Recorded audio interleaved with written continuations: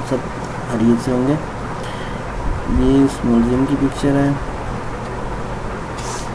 पंजाब के शहर गुजरांवाला में एक शख्स बुर्का पहनकर लड़कियों के कॉलेज में चुपके से दाखिल हो गया और लड़कियों को तंग करता रहा, जिसे पुलिस ने गिरफ्तार कर लिया है। तफसीलात के मुताबिक गुजरांवाला में एक नौजवान बुर्का पहनकर government post graduate Islamia college में दाखिल हो गया और एक क्लास में चला गया, जहाँ उसने लड़कियों को 1 घंटे तक तंग करके रखा।